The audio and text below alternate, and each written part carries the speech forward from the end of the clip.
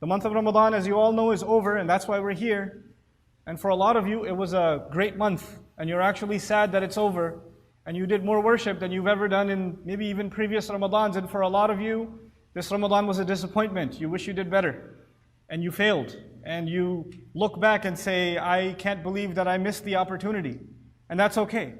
At the end of the day, we have to have hope in Allah.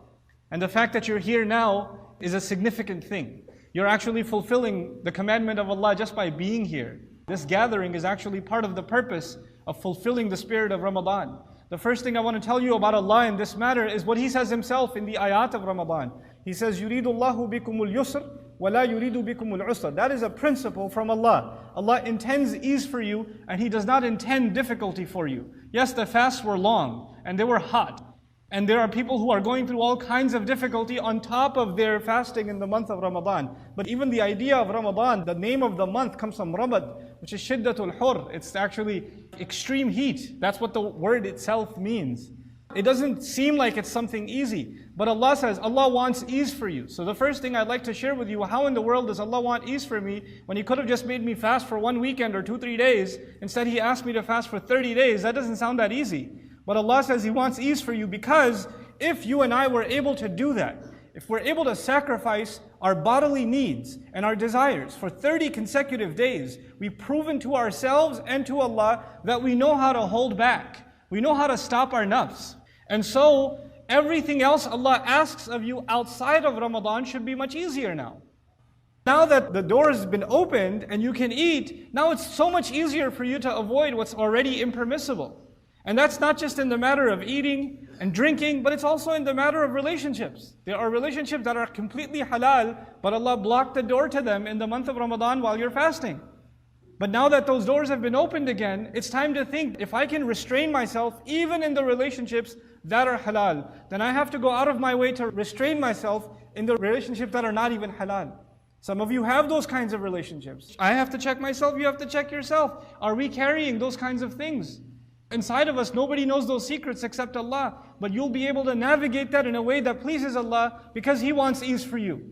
And He doesn't want difficulty for you. This religion is not there to make people's lives hard. It's there to make their lives easy, to remove their burden. يُرِيدُ اللَّهُ لِيُخَفِّفَ عَنْكُمْ وَخُلِقَ الْإِنسَانُ ضَعِيفًا. The second purpose of Ramadan, after knowing that Allah wants ease for me, لِتُكْمِلُ الْعِدَّةِ. So you can complete the training period, basically. I added the word training in translation. So you can complete the count. There are some of us that are much better Muslims than others. And they say, oh my God, I wish Ramadan was like twice as long. I can't believe that it's over. You know, I'm so sad that it's gone. And there are other people here like, man, is it 5 more? Seriously? 3 more? Oh my God, 3 feels like 30 now. Oh, thank God it's over already. And you feel guilty because there are other people who are crying that it's over, and you're happy that it's over. Don't feel guilty. Allah is happy that it's over for you. Allah is actually congratulating you that you finished the count. It's okay. And that's a labor Allah put you through, and He's proud of you for completing. It's like you graduated. So there's nothing to feel guilty about. It's something to celebrate, that we actually were able to pass this incredible test that Allah had given us. But then the most important part. This is the first, Allah doesn't want difficulty for you. The second, He wants you to complete the count and be happy that you did. We're not here to mourn and cry that Ramadan is over. We're here to celebrate that Ramadan was finished. That's what we're here to celebrate. That's the point of this occasion. And then the third part of this equation, Allah says, وَلِتُكَبِّرُوا اللَّهَ عَلَى مَا هَدَاكُمْ. If you remember nothing else from today, just remember this part. And so you can declare the greatness of God, the greatness of Allah, in the way that He guided you. You can declare Allah's greatness in the way that He guided you. Now what does that mean? As we come to the Eid prayer, we chant over and over again the greatness of Allah. Allahu Akbar, Allahu Akbar, Allahu Akbar. La ilaha illallah, Wallahu Akbar, Allahu Akbar, Walillahi alhamd. The idea that now Ramadan is over. Why are you saying Allahu Akbar? You're saying Allahu Akbar because for 30 days, Allah was in fact Akbar in your life. You did make Allah the biggest priority for 30 days. And now it's over.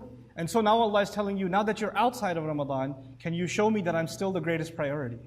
In the way that I guided you. Just like I guided you in Ramadan, you were waking up earlier than you ever wake up. You were showing up to Allah's house more than you ever show up. You are holding yourself back more than you ever hold yourself back. You showed in everything you do that Allah is a greater priority for you. That is the living example of Allahu Akbar. Allahu Akbar is not just something you say with your mouth. It's something you live. And you lived it for 30 days. Congratulations. Now it's time for you to live it outside Ramadan. Now it's time for you to say Allahu Akbar when it's over. And so can you truly declare Allah's greatness in the way that He guided you? Allah is asking you and me as we leave this month to actually come back and read His book and to find out what His Prophet told us and to find out in which things have we made ourselves greater than what Allah taught.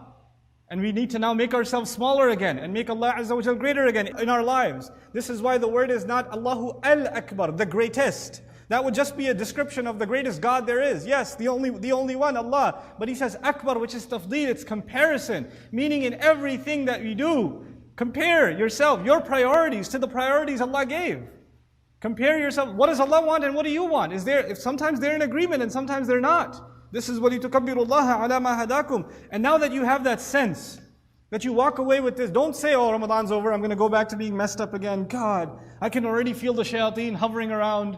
You know, the chains have been undone. And a lot of people won't even pray 5 prayers today. It's so sad. Like they're like, Eid prayer's done. And some of you haven't prayed Fajr. Pray Fajr when it's done. Pray. Do it. Because it's like showing Allah, you were Akbar for 30 days, now it's time for me to be back on top again. No. This is time for you to show Allah that you mean business. Celebrate Eid, but celebrate it in the obedience to Allah. And if you develop that consciousness, then truly it's something to be grateful for. And so the ayah concludes, لَعَلَّكُمْ تَشْكُرُونَ. So you may be grateful.